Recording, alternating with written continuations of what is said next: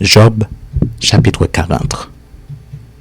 L'Éternel s'adressant à Job dit: Celui qui dispute contre le Tout-Puissant est-il convaincu? Celui qui conteste avec Dieu a-t-il une réplique à faire?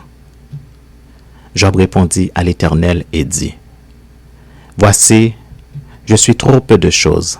Que te répliquerai-je? Je mets la main sur ma bouche. J'ai parlé une fois, je ne répondrai plus. 2 fois, je n'ajouterai rien. L'Éternel répondit à Job du milieu de la tempête et dit: Saint terrain comme un vaillant homme. Je t'interrogerai et tu m'instruiras. Anéantiras-tu jusqu'à ma justice? Me condamnas-tu pour te donner droit? As-tu un bras comme celui de Dieu, une voix tonnante comme la sienne? Orne-toi de magnificence et de grandeur, revêt-toi de splendeur et de gloire. Répands les flots de ta colère et d'un regard abaisse les hautains.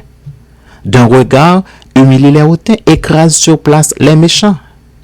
Cache-les tous ensemble dans la poussière, enferme leur front dans les ténèbres. Alors, je rends hommage à la puissance de ta droite.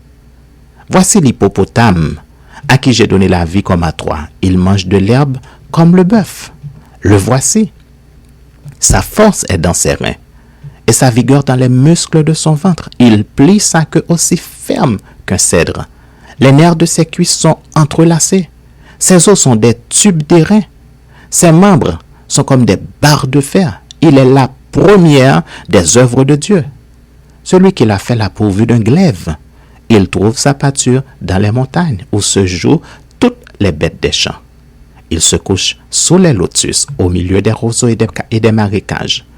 Les lotus le couvrent de leur ombre. Les saules du torrent l'environnent. Que le fleuve vienne à déborder, il ne s'enfuit pas. Que le Jourdain se précipite dans sa gueule, il reste calme. Est-ce à force ouverte qu'on pourra le saisir? Est-ce au moyen de filets qu'on lui percera le nez?